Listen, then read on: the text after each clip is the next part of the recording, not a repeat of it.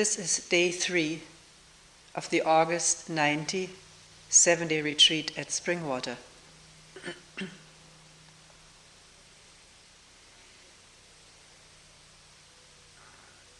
We ended the talk yesterday by asking,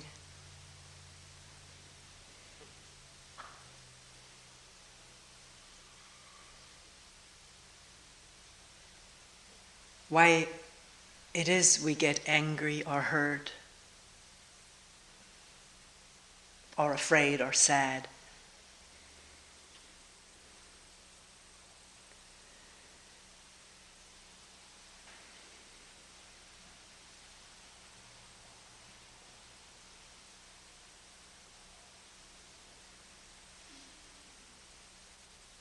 Can one look at that? Not just on a verbal level, but on a deep level. Even though words are being used, to look deeply when anger is aroused, or fear, or sadness, or hurt. Yesterday we were just listening together at the feeling that is aroused by thought, by reaction, by what someone did, what happened. And we were asking, can one be so quietly, so motionlessly, non-reactively with what is there now?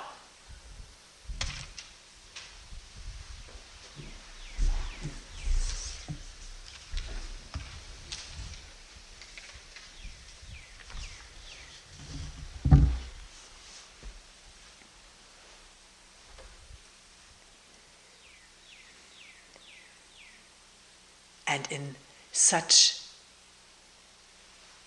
unconditional witness, something changes. The feeling changes, maybe dissipates or whatever. But unconditional meaning not, all right, I'm going to try this to see what happened, to see that it goes away, to overcome it, to get rid of it. But just something is there. What we call sadness, anger, or fear, or hurt. It's there. It's operating. Keeping this body, mind in turmoil or pain, confusion. And that being the case, what is it to be with it? As no one, not as a critical or expectant observer or judge, but being all of that with awareness, not escape, thinking comforting thoughts or distracting oneself through different kind of input.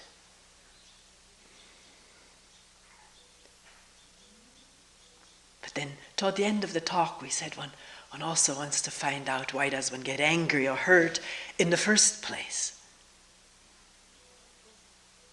Or afraid. One wants to catch it as it happens, find out about it. Because it happens so often, maybe many times during the day and night. Maybe just occasionally.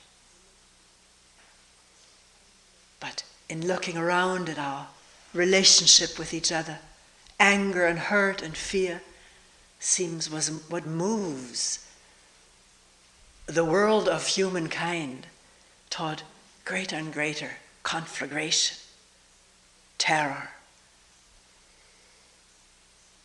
hurt, war, killing, terrorism, or indifference and neglect.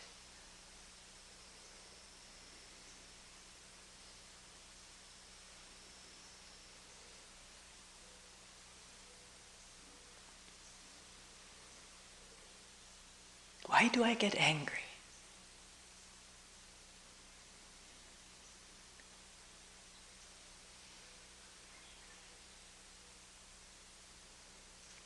Can we all look, wonder?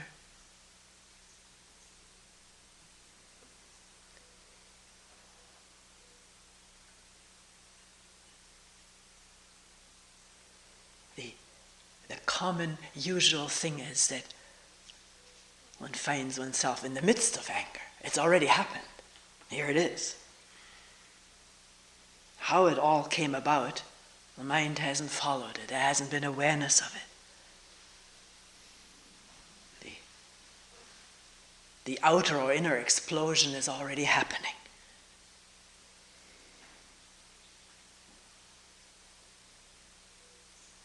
And then come the words, I'm angry, or I have a right to be angry. I'm justified in this anger. This is righteous anger. Or guilt. I shouldn't be like that. I've taken precepts not to get angry. I've transgressed. Maybe getting angry with oneself for having gotten angry.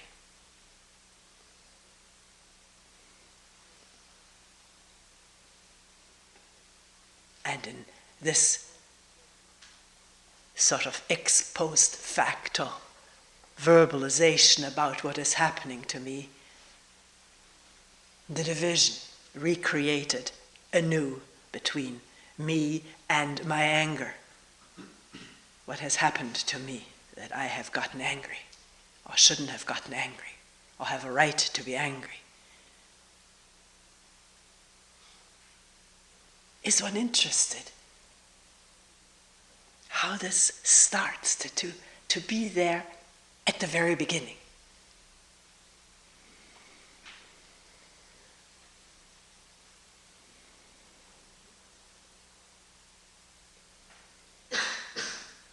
One may be interested, but one may find one is foiled in this interest. One isn't there. Only later. Maybe when it's too late, one has exploded. But can that interest stay alive? And if it is alive, because it's such an important, vital thing to find out, one will also observe it in each other.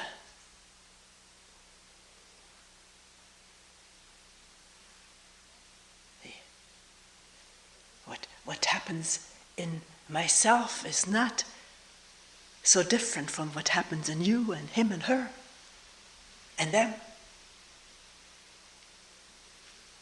Because these mechanisms, which are supported to a great extent by chemicals, neurological connections, they operate in all of us.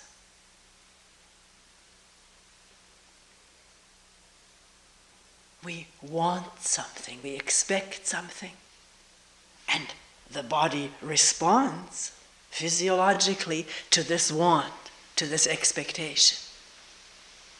The system is aroused, and then comes disappointment is already a feeling. What is expected does not happen. Someone crosses us, doesn't do what we want, what we've expected. So where does the body go with all this aroused energy?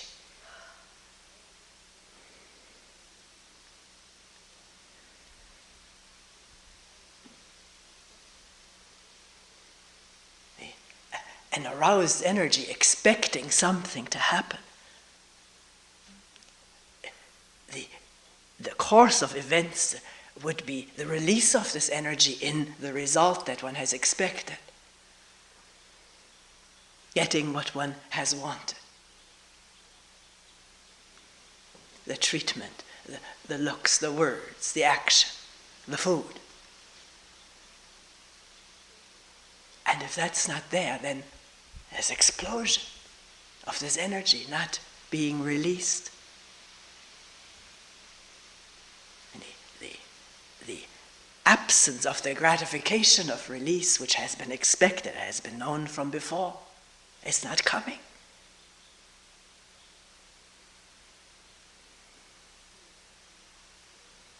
anger is directed either at the person who has refused to do or refused to do what we wanted or crossed it, not conformed, done it wrong, made a mistake.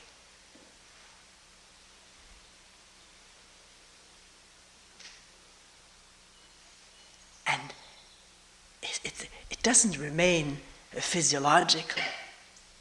It's immediately image, story, word that goes with it.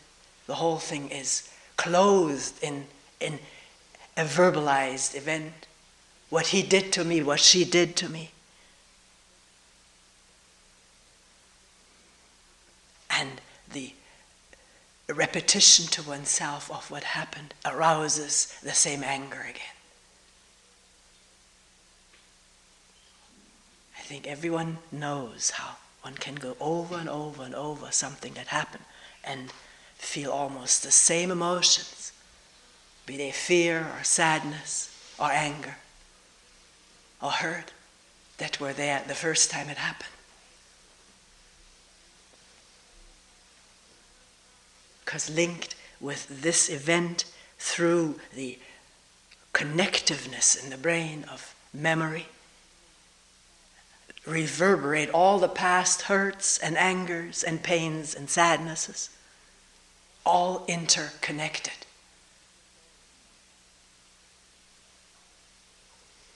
And the stories that have gone with it, since story building has begun.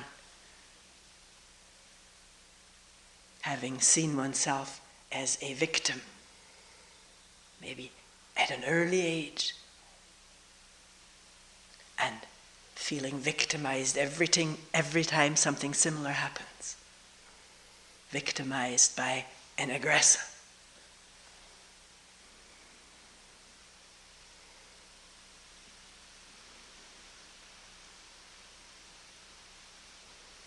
Or not paid attention to, not listened to, or cooperated with. Done what one expected to be done.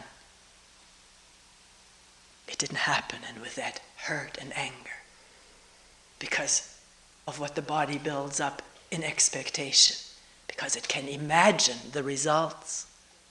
The brain can visualize oneself getting what one wanted. And that image, that visualization has tremendous power physiologically. It wants fulfillment. Because our thoughts and images are totally interconnected with our physiological functioning. This is not a lecture on what happens. It comes from observation, and it's up to each one of us to observe this for ourselves as it happens. Shed light on these processes which run in all human beings, and so often totally unawares. The thought that is given to it, this happened and that, is not awareness. The explanations and stories and accusations and condemnations of self or other or both are not the actual seeing of what is happening. They are part of what needs to be seen, what needs to be lifted into the light of day.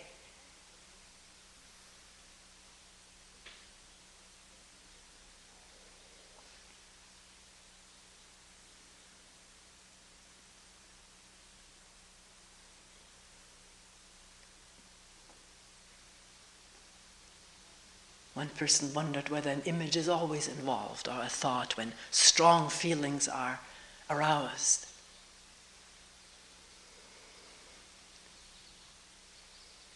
I remember in the 50s and studying psychology, which at the place where I studied was almost exclusively behaviorism. I vaguely remember an experiment was done to see whether neurosis could be induced in a dog. We conceive of all kinds of things rather than observe ourselves. Of course, people have to write doctoral theses and things. So there was this approach avoidance experiment. attracting the dog and then refusing to give the dog what he had been attracted with or made to expect. And it didn't take long before the dog was neurotic. With rage symptoms. But one doesn't need to go to a lab and work on a poor dog. We are these poor dogs ourselves. To whom things seem to happen, and I don't know, how did it happen? Let's observe it in ourselves and each other, and if we can, share. Maybe we can't, maybe we can, we'll try. We can't share if we accuse each other.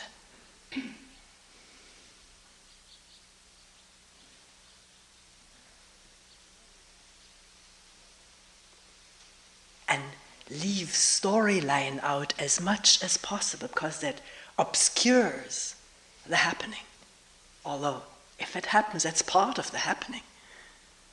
The obscuring of what really happens as soon as the story is believed, rather than an accurate memory of what goes on. When I expect something and don't get it. And don't make a story out of it, then it's so clear. This leads to that, in here and in there, in both of us.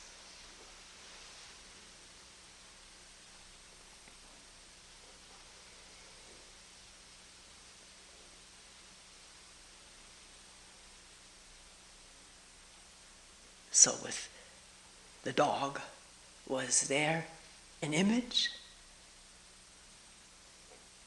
Do animals have images and therefore get angry? When animals are teased, we were told as little children, don't ever tease an animal. Hold something out and then withdraw it, because the animal will bite. Does the animal form an image of what was held out? And the image now produces the arousal. It seems that dogs, after a fight, walk off. They don't seem to carry it. Animals, not just dogs. If one has seen documentary movies, there may be quite a violent fight between two males, but when the strength situation has been settled, the other one walks off. It's finished. We don't know. But here we can observe. We have gotten angry, hurt, afraid. Is it finished when the situation is done? Or is the story that has been spun around it continuing? So that the anger is aroused over and over and over again. For a week, a month, a year, 10 years, 20 years, or a lifetime.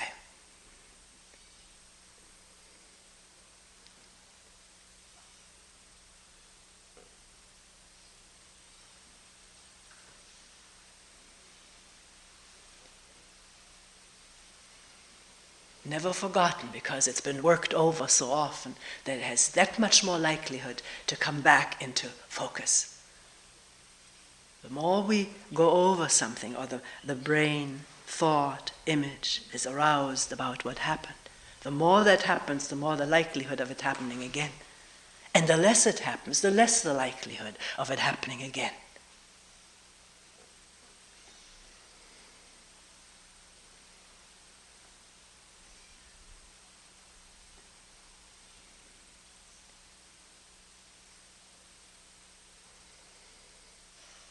Someone told me just this morning, I think, or yesterday, about having gotten very angry at somebody.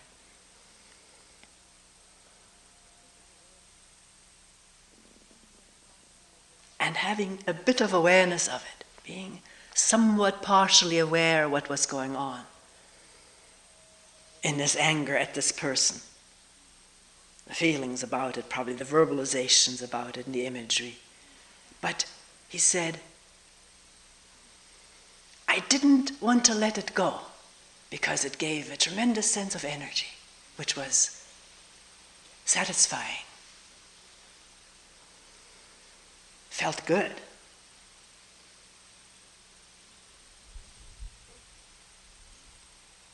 So one is not only attached to the remembrance of it, but to the satisfaction, to the energy it gives. All these emotions are states of energy. Anger probably topping them all. The rigor of it, the intensity of it. And maybe not feeling much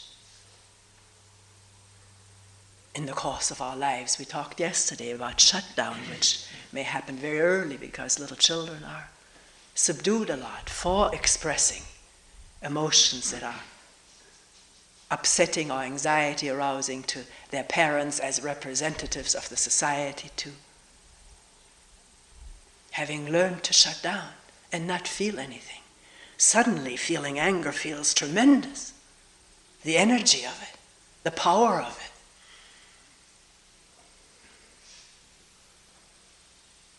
I know myself, I probably mentioned it before in a talk. The first time I screamed at my husband and son combined, both of them. I had never done that before. I'd been hearing a lot of screaming. Not a lot, our house was relatively very quiet, but if my mother yelled, she yelled.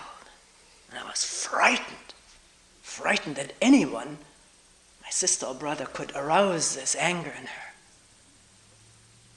I could control myself, I couldn't control them, so I had to live through all of that. And then here, I'm doing it myself. And I felt empowered. Empowered, that's a very popular word these days. I felt empowered by this anger.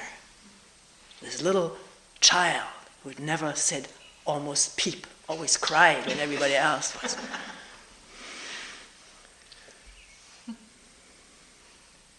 Trying to be good, nice, patch things up, explain why my brother did what he did so my mother wouldn't get angry. Here I was yelling.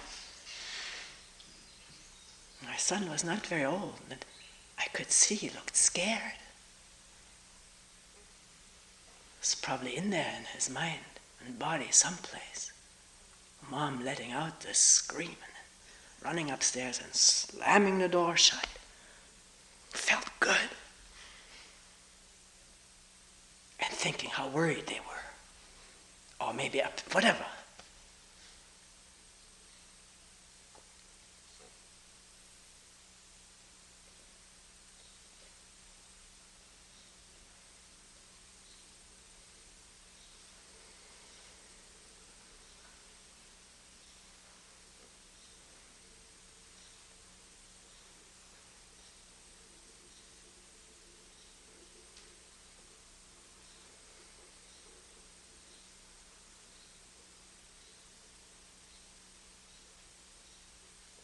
So we're not only attached to the story, but to the feelings of arousal, of anger, of feeling something.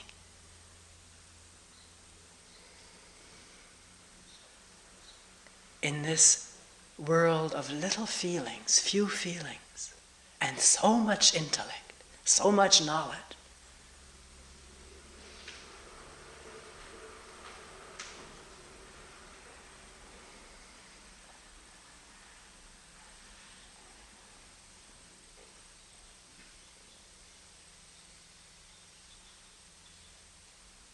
what about fear? The one who's been yelled at.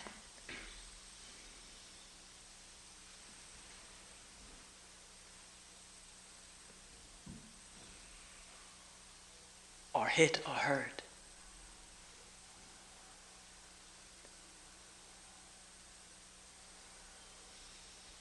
We could say, how does the child deal with it? But we're adults now. we're still children in there, but how do we deal with it now? As the hurt child from many years ago, that's still in there.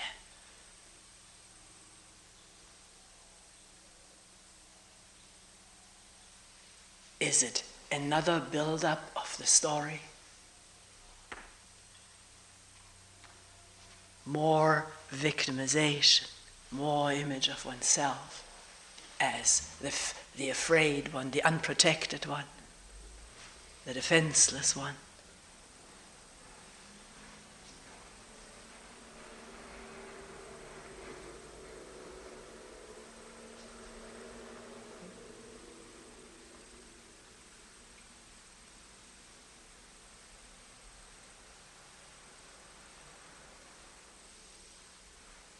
Does one see how these images arouse fear in themselves now? How they become autonomous, not even connected with the event that created them?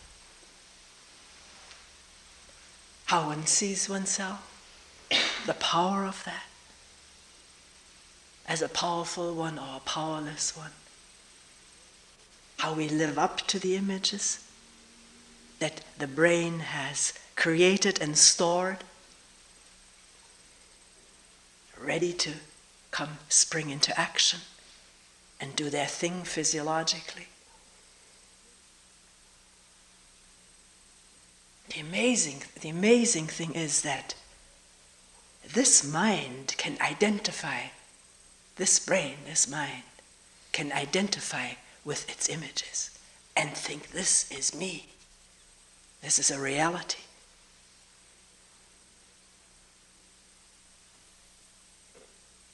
And we're questioning that from the very beginning. Whether images are anything other than images, memories, accurate or distorted, which have tremendous power to arouse this organism into states of fear, sadness, pain, anger, hurt.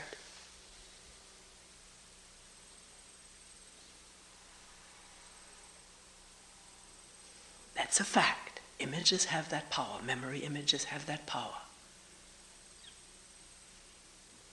But to say, this is me, is something extra. What is me? What is this feeling of me? Someone separate from all of these ongoing processes? There's this organism that is functioning, and one isn't even aware of most of the functioning of this organism. How intricately it operates is a wonderment and amazement when one reads about it or sees some of these modern documentaries where maybe a camera is put inside the body and sees how an embryo is growing.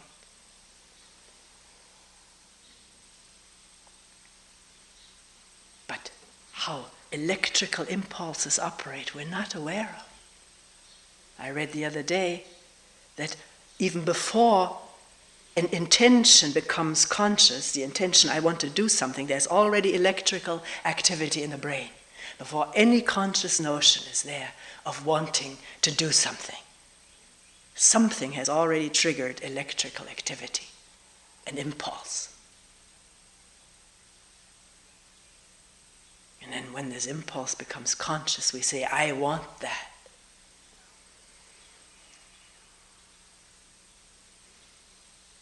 I being a free choosing agent, so we think, so we imagine.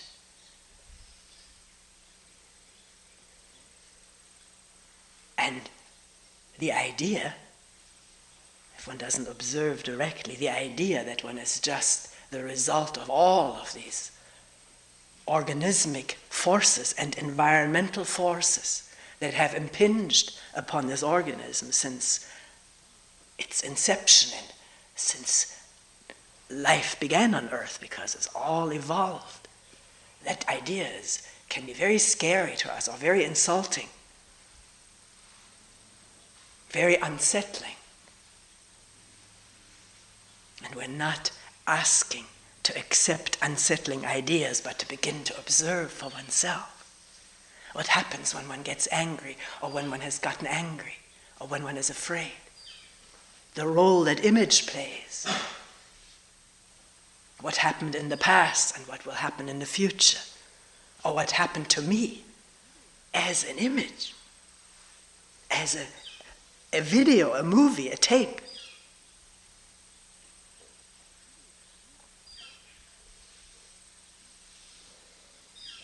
To even question whether this whole me thing may just be a video or a tape. May be too scary in the beginning.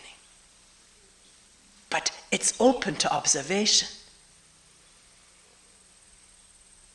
to questioning and looking how one thinks about oneself and the emotions that accompany that inner movie. I wonder whether videos and movies have this incredible popularity, because this is what we've been doing so much less clearly all the time. And now it's right out there in bright color on the screen or on the TV. It's been our occupation to make videos inside and believe in them and be entertained by them or scared by them. And to believe that this is me. That's all I am.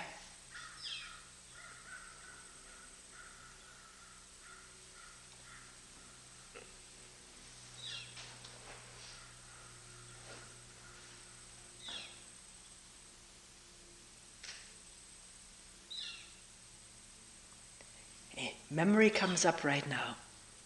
The first time in my life that I remember being humiliated. And I can see it like a movie. It's clicked, put into the machine now, and the button is pushed, and here it comes. I was sick, cold or flu or something minor, and therefore had to stay in bed. And my mother wasn't there, but we had a cook and housekeeper whom I loved dearly. We were the closest of friends. And as she went around dusting the furniture, I slipped out of bed and she gave me also a dust. These were these interesting things with feathers on, sticks with feathers, which probably distributed more dust than they took up. But it was fun. Here we were dusting all this shiny furniture. It was never very dusty. And lo and behold, my father appeared. I don't know where he had been, because he was always gone. He went to work before we went to school, and he came home often after we'd gone to bed, commuted by train for an hour and a half into what is now reported as the most polluted and dirtiest city in eastern Germany. So here he appears. I don't know whether he said anything. I don't remember any words. But he put his hand on my head, not violently, and as using it like a steering device, steered me back into bed.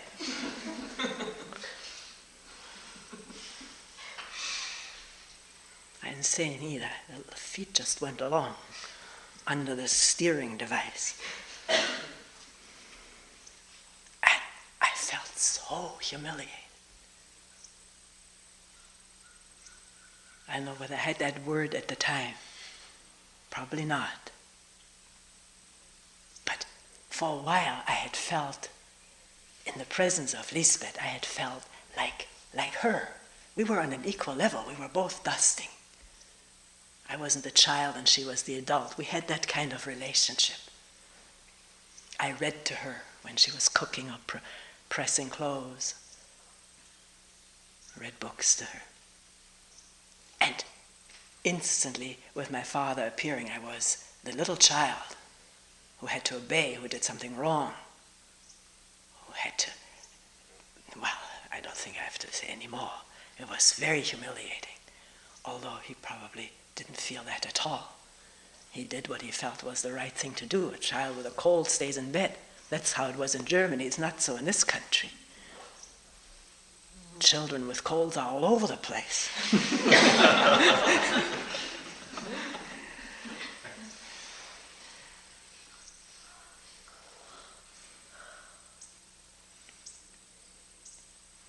Did I have an image that was heard?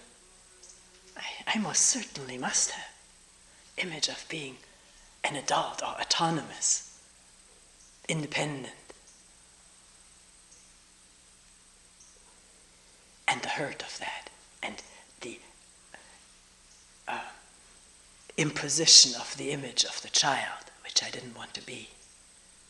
The obedient or following or forced child.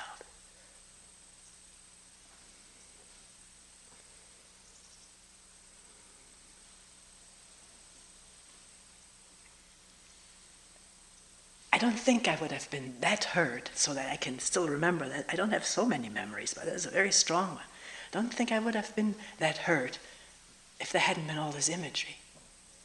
Because after all, he had a cold and I was told to stay in bed. He got me back to bed and that was it.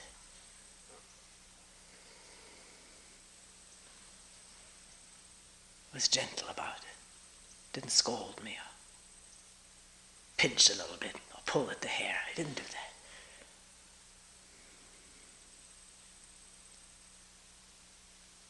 So can one appreciate the power of image to get hurt? And to carry that hurt by remembering the scene, the images.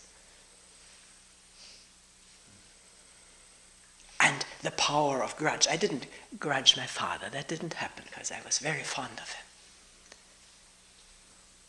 I felt hurt. I didn't project something onto him. At least that memory is not there. But so often in these cases, not just the hurt, but the grudge toward the hurter. Somebody just wrote me recently a letter saying, reading in the book that this person had just purchased, reading on hurt, he remembered someone toward whom he had borne a grudge for 10 or 20 years. It was an incredibly long time. And suddenly just having read this and looked at it, he thought how ridiculous this was. And called the person up, and they saw each other like two new people getting together. And he was very happy about that.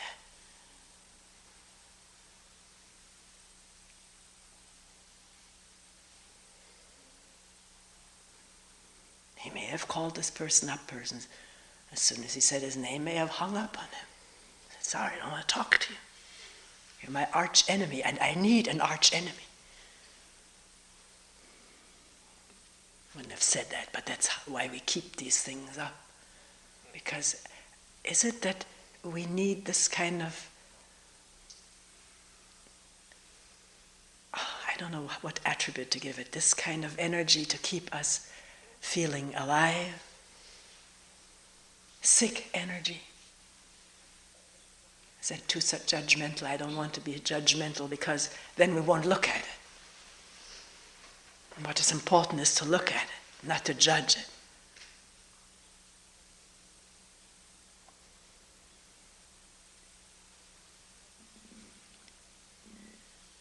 So that the problem is not only the image that gets heard, but the image that gets carried along, the memory. If so, one does get hurt, one does get angry. But in looking at it, living through the thing,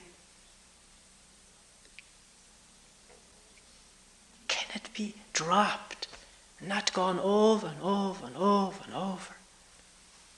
Becomes thicker and thicker, heavier and heavier. So that in a week or 2 weeks or a month, one doesn't even remember it. It is so gone.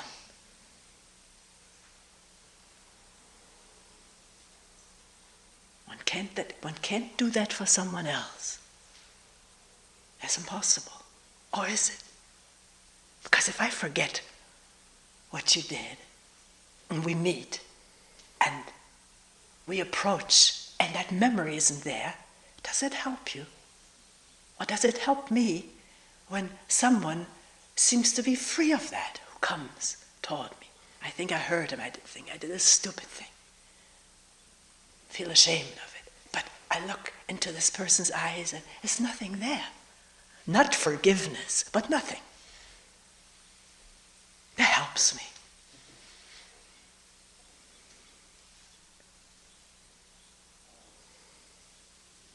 Because it's a new day with new energies, which are as fragrant as the woods after a rain.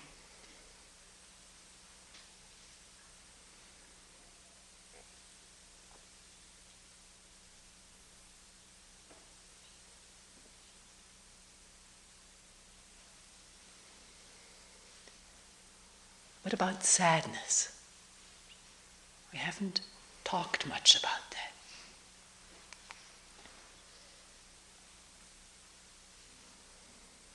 Someone has died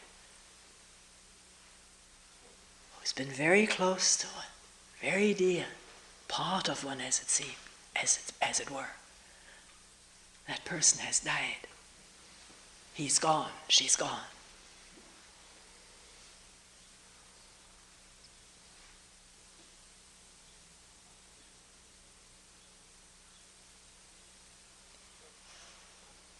Is it memory that keeps the grief, the pain going? Maybe it is. But the memory is there. It's powerful. One wakes up in the middle of the night or dreams about it. Or one sees objects that remind one of this person. And there's the grief, the sadness.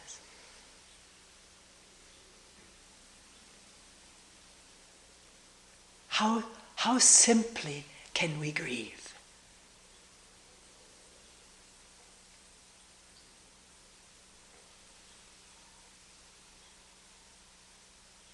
By that I mean just that, without building, beginning to build. About me, the victim, or the left one.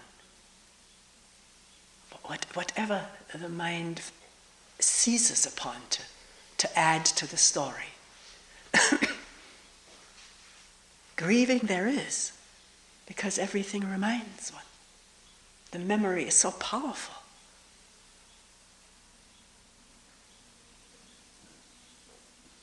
And yet can it remain simple without new adding?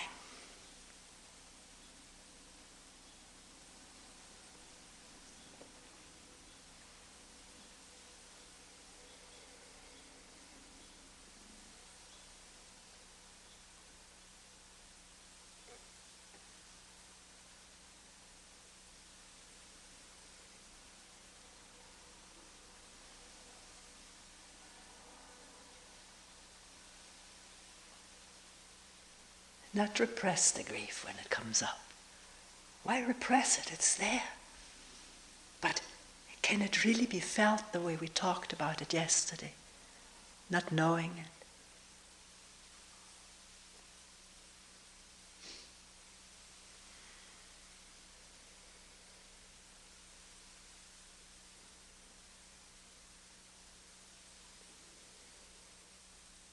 The in-touchness with no story in between or around it. Just whatever comes up. Completely just that.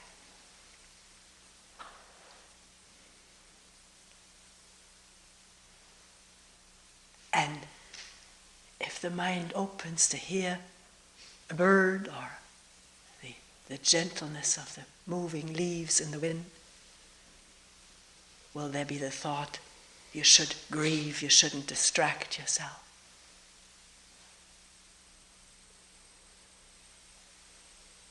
Feeling maybe guilty if one isn't all grieving all the time. That's extra. If the mind wants to open and listen to what else there is, why not? Who is in control?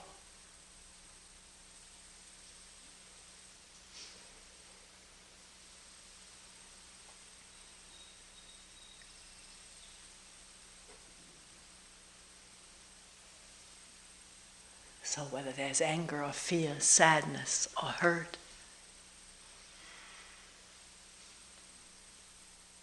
can that be one of the infinite amount of things that are going on this moment?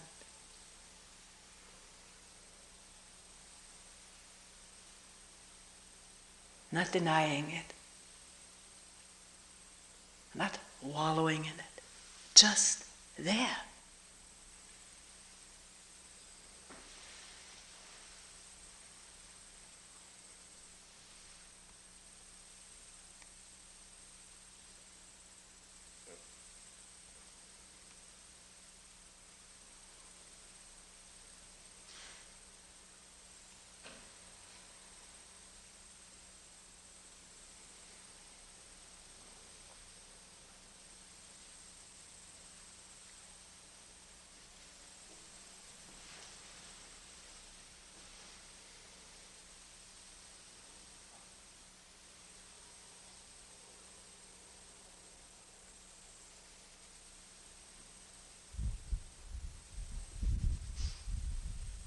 When the mind opens up,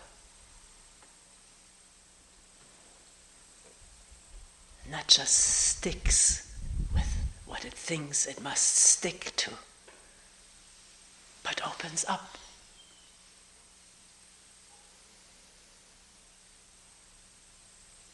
Then there's something new that has nothing to do with the old, with the past.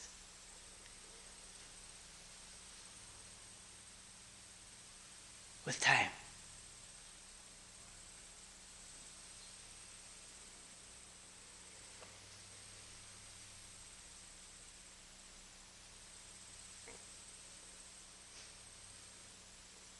Is that love?